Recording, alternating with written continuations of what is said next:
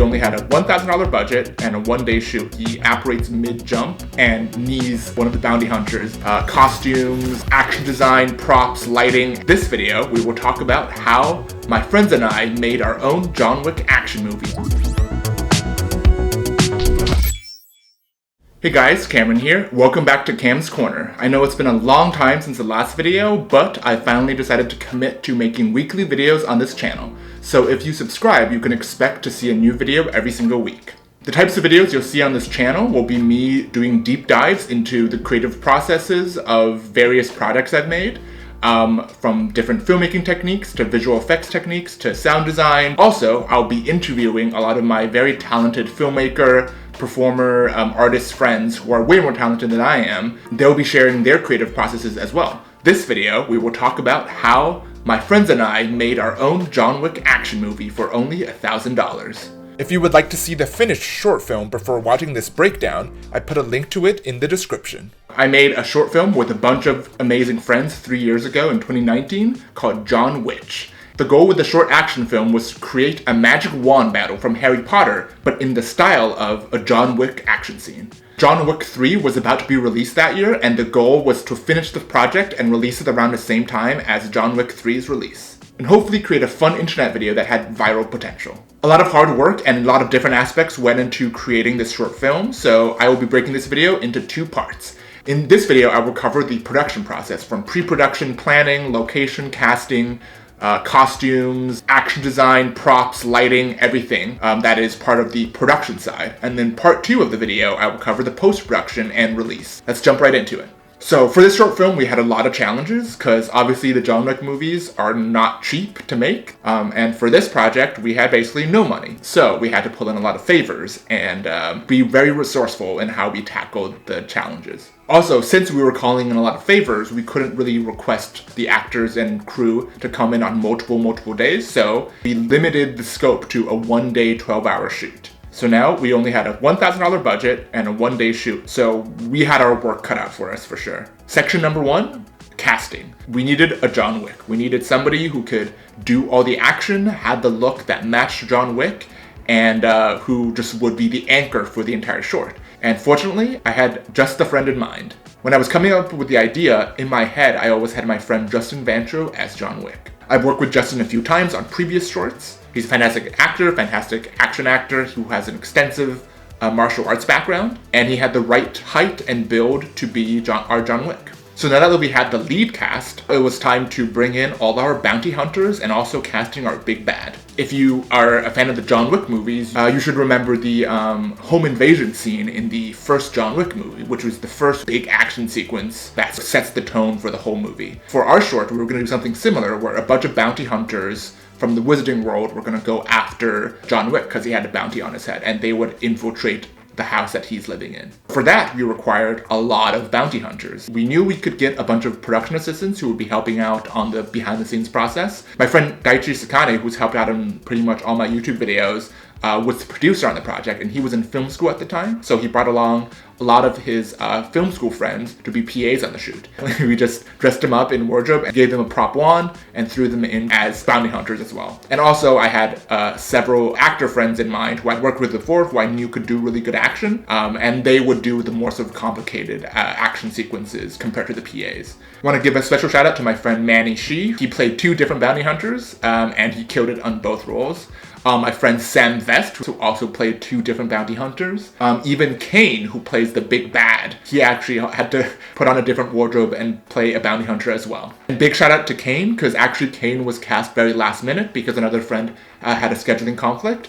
But then Kane came on and he absolutely killed it. He was amazing. Now that we had the cast locked down, the next big thing is the location. So going back to the home invasion scene from the first John Wick, he had a very nice house with a lot of space to do all the action in. Unfortunately, nice fancy houses, especially in LA where we live, are very expensive. But fortunately, a good friend of mine, Lana Wang, who I went to college with, has a very nice house in LA. I wasn't sure if she was going to let us film a whole action movie in her house, but fortunately, when I reached out, she was super kind and allowed us to film in her house for one day. Shout out to Lana, thanks for letting us use your house. Lana's house is fantastic. It has an elevator, it had multiple stories, it had a cool exterior. Once we had location lockdown, I could start figuring out the logistics of the action and where everything would take place. Section 3, let me talk about the lighting. Once again, we're referencing the first John Wick movie. In the bathhouse, there's a lot of cool red and blue lights, give the bathhouse a very stylistic look,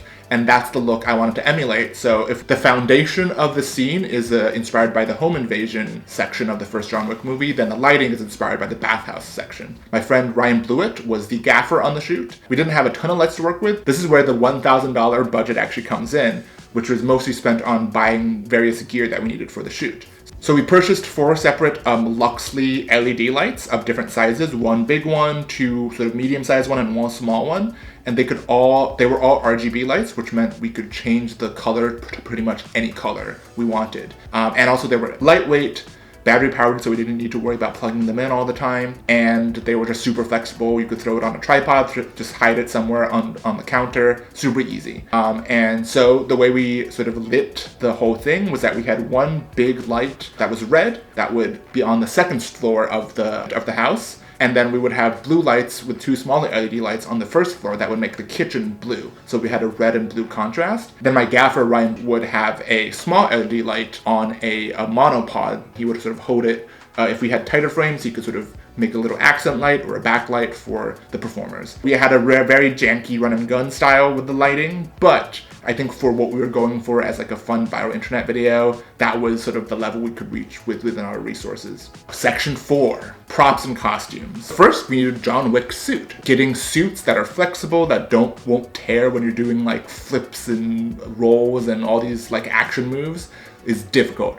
But fortunately, our lead actor, Justin Vancho, had his own suit that was custom made for him and very flexible, and he's used it for other shoots. So once we had the lockdown, it was like, great, okay, so then that's something that we don't have to worry about. On the big budget Hollywood movies like John Wick and Harry Potter, you have a lot of resources and money to spend on making custom costumes and props. Like all the wands would be custom, all the wardrobe and like the SWAT team or like the wizards of sort of various backgrounds would have their own costume. So we also, once again, had to be very janky and resourceful in how we dressed the bounty hunters. For a lot of bounty hunters, we just had them dressed in plain clothes. In the world of Harry Potter, we justify it by saying that like oftentimes even the main characters wear plain clothes, so it's okay. But if we could have a couple of the bounty hunters sort of dressed in a wizardy, magical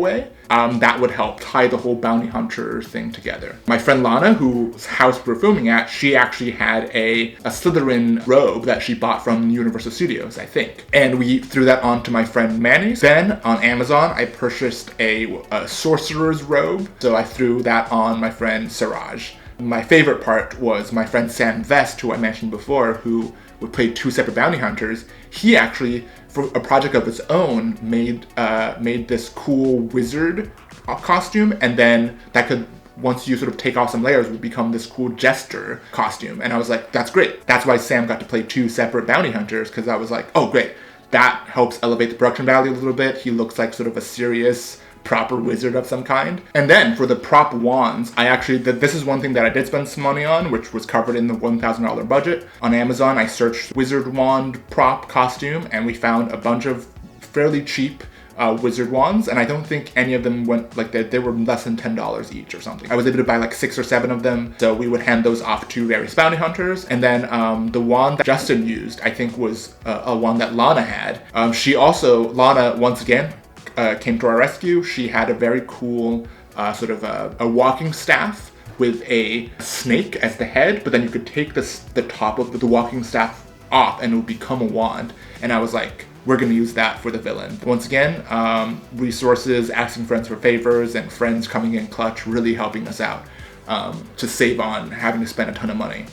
So section number 5, and the last section of this video, is the action design. So the reason I even wanted to make this short was because in 2019, there was one week where I happened to have rewatched both John Wick Chapter 2 and the final Harry Potter film. Seeing the wand battles in Harry Potter Deathly Hallows Part 2, and I was like, what if there were these wizards who did magic wand battles, but in a very like tactical, highly trained hitman style. One of the first visuals I had was John Wick holding the wand sort of like a handgun and like aiming down the barrel. If we thought of the wands as more of like a pistol, then most of the actions would be more of a shootout than a sword fight or anything like that. I rewatched the first John Wick and the second John Wick again to take out moments that I would like to reference in the short. The part where John Wick first shows up in the home invasion scene, he emerges from the shadows. That was like, oh, what if he emerges from underneath an invisibility cloak, like an iconic